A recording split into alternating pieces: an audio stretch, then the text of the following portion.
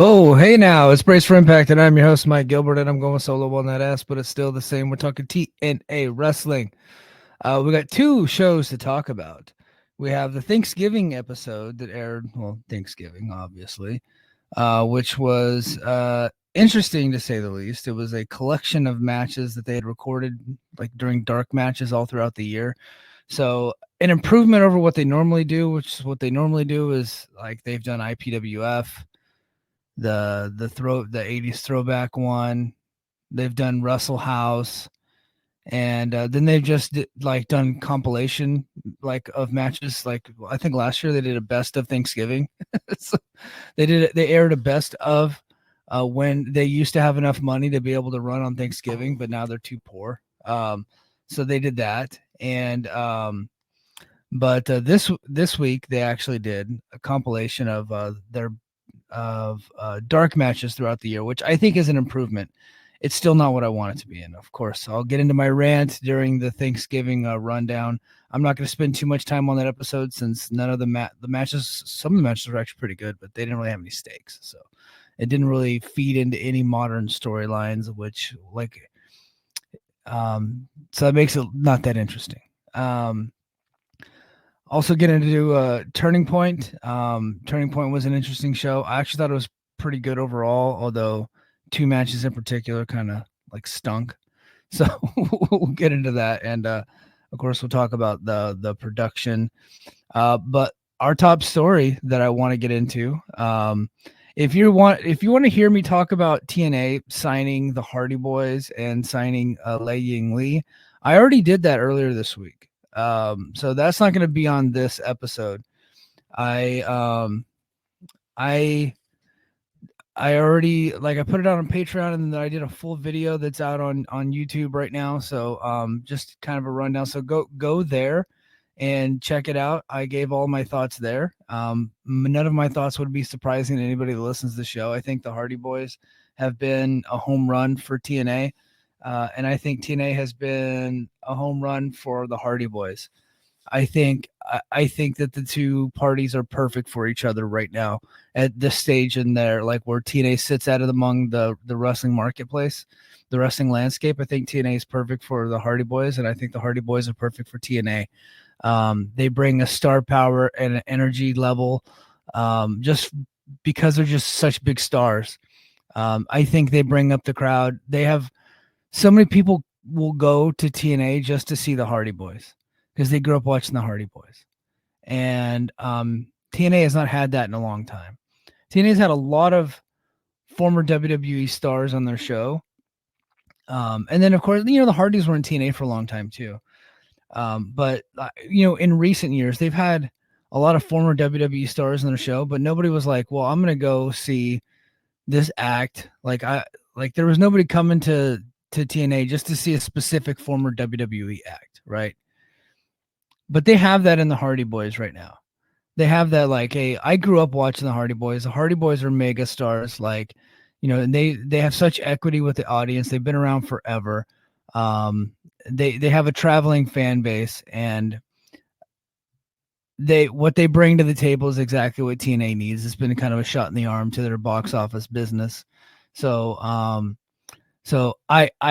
love this for TNA. I love this for the Hardy Boys.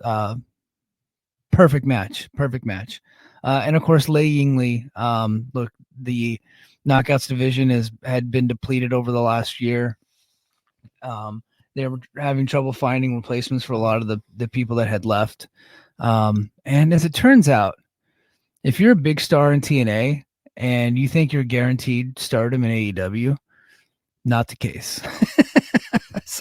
So I would say, if to every TNA knockout and to every TNA star, if booking matters to you, right? Don't think that because you go sign with AEW that you're going to be better booked. There's a lot of upward mobility. What I mean is that your income potential in AEW and in WWE is far greater than what it would be in TNA. Okay. With TNA, whatever your downside is, that's probably all you're getting. And so you, If that's a livable wage and you're good and you're happy and you're being booked well, you know, and then you leave TNA, like just be leery that if you go to these bigger companies, it might not be what you thought what you thought it was, and reality will then strike you eventually. And if you guys are thinking I'm talking about Deonna Purrazzo, you're right. It's like she lost in the pre-show in her hometown, got pinned in a nothing match, and has been a non-factor since she's been there. She got the one title shot and didn't impress the bosses enough, and now she's kind of like nothing, unfortunately. And I think that she's a great wrestler. I really do.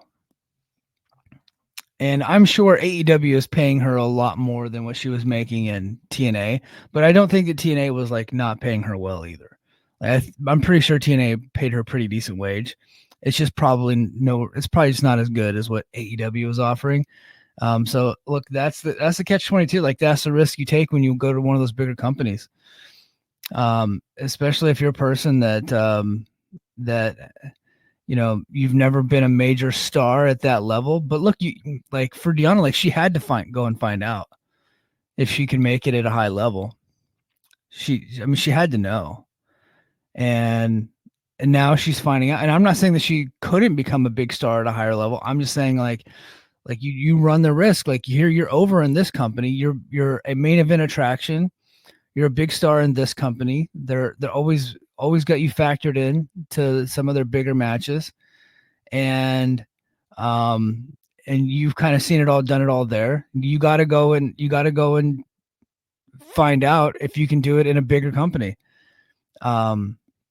And then just now you're left to like that bigger company's desires. Like, what do they want? Right.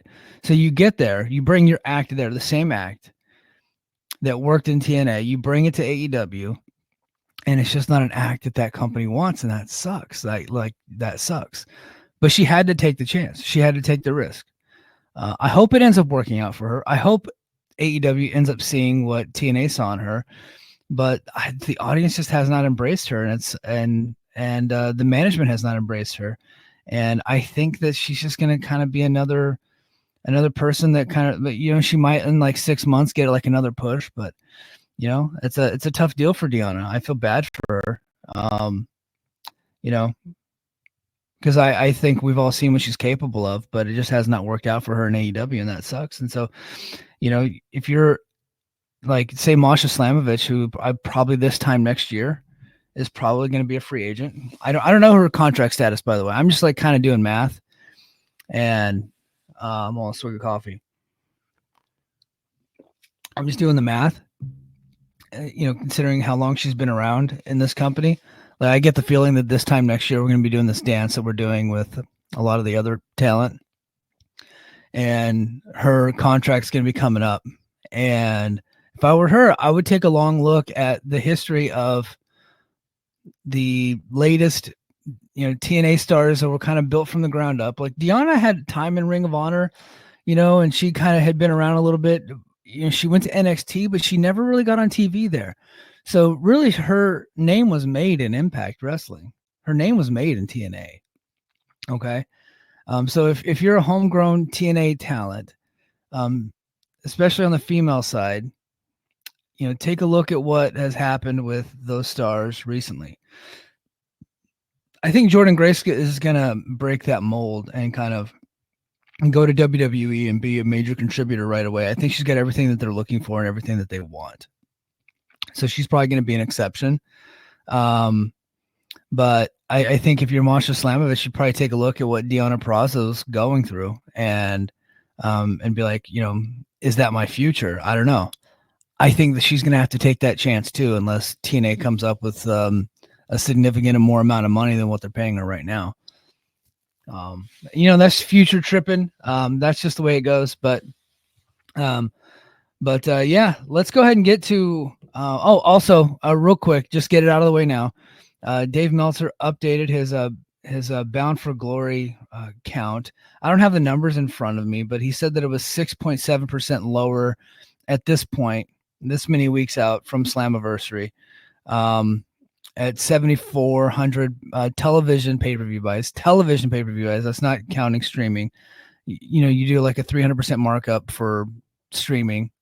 And so it's not going to hit that. Doesn't look like it's going to hit that 30,000 mark. And considering that the show is already available on TNA Plus, yeah, it's probably just going to be down to about like that 24,000 mark, which for TNA is still pretty damn good. I was hoping that they would get to that 30,000, but considering Slammiversary got to 26,000 rough estimate, and looks like Bound for Glory is just going to be a little bit beneath that. Thanks, Billy. Yeah, 7,400. Yeah, so looks like Slammiversary will be just a little bit beneath that, and that's okay. And that's good for TNA. And anything over 20,000, I think for TNA, that's like probably a win. That's probably a win. They didn't get to that at Rebellion, but they got that. They got well over that at Hard to Kill. Got over that at Slammiversary, and looks like they're getting over that at Bound for Glory. By far their biggest, their most successful year in pay-per-view that they've had since Anthem has taken over the company. So yeah, cool on that. But let's get to the top story. Matt Riddle made his debut in TNA. I've been waiting for Sean Ross Sapp to update everybody. And as far as I can tell, Sapp has not updated Fightful Select with what this is supposed to be. So let's give you a little bit of the backstory. So Trey Miguel had travel issues and could not make Turning Point. I don't know if he can't make WrestleCade. I'm not really sure. He could not make Turning Point. And so they needed a last minute replacement. Matt Riddle happens to be there. And in storyline, he fits with the Rascals since they were connected in NXT. He was like their shaman, and he's already working WrestleCade weekend. So he's in town, and so they brought him in. Now they have been talking for a while. Matt Riddle has been openly public about this, that he had been talking with TNA and he'd hoped to end up working there. TNA took their time and kind of, I think they just kind of took their time and waited to see what the backlash would be for bringing a guy like that in with as much baggage as he has. And this guy has a lot of fucking baggage. No doubt about it. Unquestionable amount of baggage. Lots of rumors, lots of speculation, lots of outright allegations of sexual abuse of a mistress back in the day. And I think that was litigated. I don't remember exactly how that ended up. I know they went to court. I think he like she had allegations against him and he like countersued, and it was a whole big mess. She ended up suing WWE over the thing, and the whole thing was a mess. Let me just look up.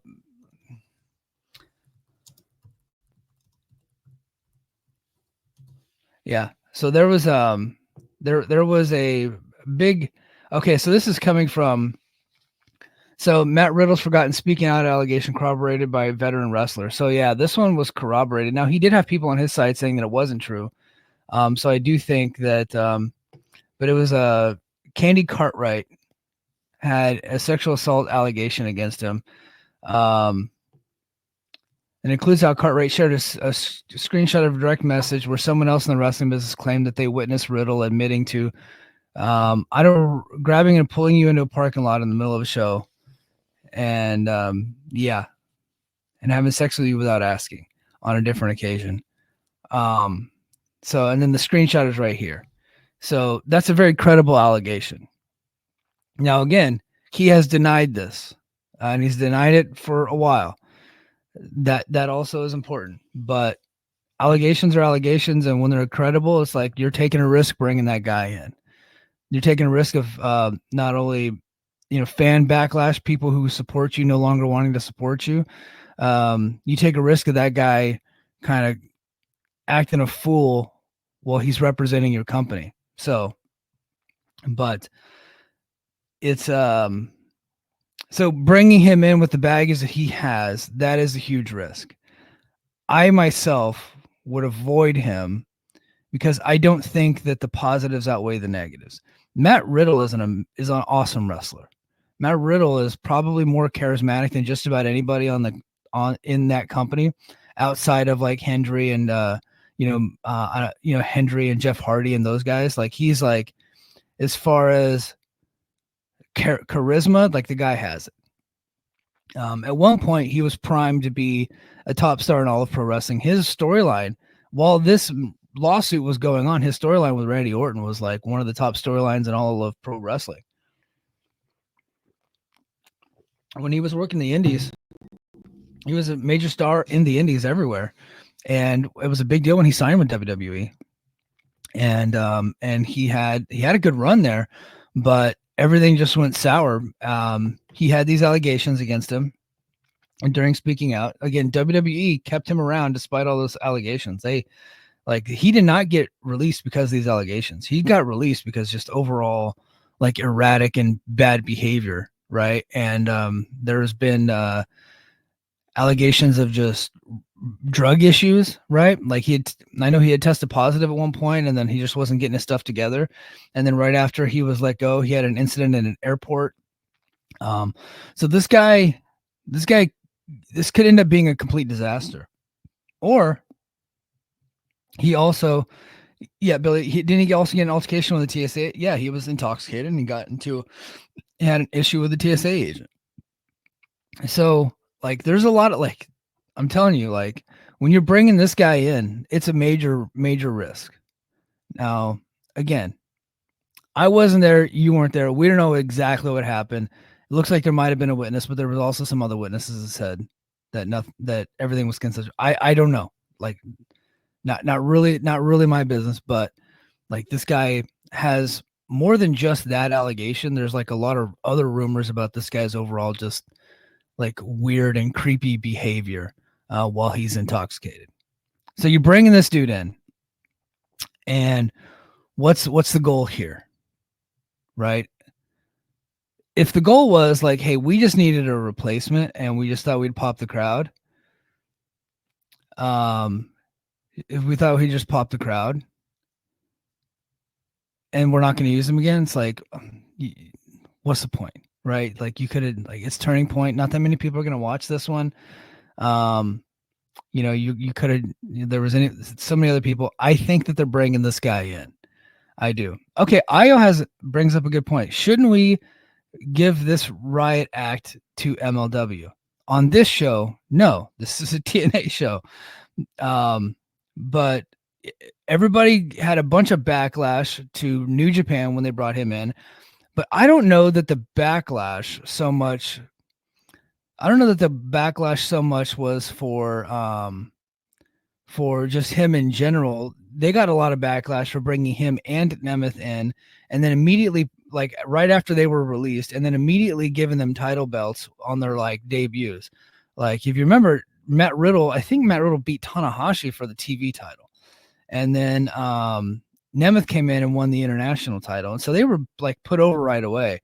And the New Japan, like in Japan, didn't really like that. But Matt Riddle worked a lot of New Japan shows in the States, and he seemed like he was pretty over, right? So, but they did. I'm not saying they didn't get backlash, but like last night when Riddle came out, it was like he was never in any trouble. Like they're chanting, bro. The crowd went crazy. He was one of the more over guys on the show. But should we be giving this riot act to MLW? MLW is so small, right? Nobody's really watching it.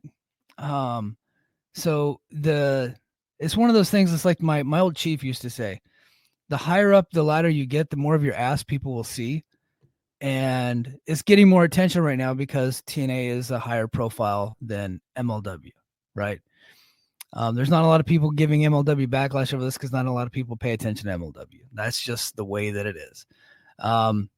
And he seems like a guy that MLW would bring in. It's just kind of like, but I'll be honest, when they first brought him in, it did get backlash. And in fact, Matt Stryker got fired over his commentary during a Matt Riddle match, saying that you can't be you can't be judged based on the court of public opinion. You can only be judged in a court of law or something like that. So he ended up getting fired. He has not been back since he made those comments, right? So, and I'm not giving like TNA like a complete riot act. It's possible that they've looked into the situation and they feel comfortable with where he's at, right? Because he's been out of WWE for like, I'm pretty sure like over a year now. He worked in New Japan for a while. He's been working MLW for a long time. He still works all the indies, right? It's not like companies are actively avoiding this guy. Like he works everywhere. Like the guy's still getting a lot of bookings. Okay, AAA made him cruiserweight champ. Like AAA will hire. AAA's got Alberto. Okay, so as far as allegations go, like I don't know. I'm not talking about like there's like levels, right? What Alberto was accused of was like what Matt Riddle's accused of is disgusting, right? What Alberto is accused of would keep you in prison for life. He ended up working out a deal there, and those allegations were the charges were dropped against him. But like what he was accused of, if you guys go back, I don't even want to utter the words, right? If you go back and looked at the story that was out there at the time, it was one of the most horrific things I've ever seen in my life, as far as like in wrestling. It's a little bit below Chris Benoit level, what that guy was accused of. So that AAA had like, we can't, should we hold TNA to a higher standard than AAA and MLW? Yes, we should. That said, like if Matt Riddle's on the show, I'm not going to every week talk about his the allegations. I'm talking about it right now. And that's just the fact of it. I think it's important to talk about. And talk about like from a business sense. Will TNA suffer any business backlash over bringing in Matt Riddle? I think the answer is no, because I don't think people really care, to be honest with you. I care. But I'm not going to stop watching the show if Matt Riddle's on, because I like this podcast. I'm going to give it up my podcast. It's like, when of the show am I going to review every week? But I think that, and I also think it's important to note that he still says he's innocent. I don't know if I believe him. I don't think I do. But the guy's still working, and they're bringing him in, and maybe he'll be on his best behavior. I don't know. But seeing him and Jeff Hardy in the same ring, it's just like, I was like, oh my gosh, right? Like, I hope the FBI is not watching this, because they could do a raid of TNA at any point with those two guys on the show. But it's like got a lot of criminal element in this company right now.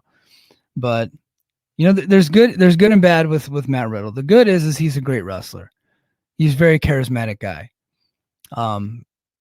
The people that support him have never stopped supporting him. And in fact, it was, you saw that Winston-Salem crowd last night. They went crazy for the guy. But not everybody that was around ringside was wanting to shake his hand and take pictures with him. Some people just kind of like threw their hands up like, don't touch me. So it's like, look, like that's what you get. But I don't think I don't think there's going to be enough people that don't want Matt Riddle on the show, that aren't going to support TNA because of Matt Riddle, like that weren't already going to not support them. What I mean is like there's a lot of backlash online from a lot of people that don't really watch TNA. There's going to be some TNA fans that are off put by him, but they're still going to watch TNA. They're still going to support him no matter what. And I think that's the way that this is going to work out. Now I could be wrong. It could generate enough steam to where, they start losing subscriptions. I just don't see it. I think that, like I said, it's an unfortunate situation that we're in 2024, heading into 2025. I don't think people really care that much, or I should say, I don't think enough people really care. And that's just the way it is. And apparently I'm part of that, because like I said, I'm still going to watch. It's like, that sucks. But I just know that about me. Like, look, I don't want the kid I don't want the guy at my house. You know, I don't want the guy teaching an ethics class in high school. I don't want that guy to be in my town, right? Like around my family and my kids. But will I watch the guy on TV? Yeah, he's not going to come through the TV. So I guess that's just where I'm at with it.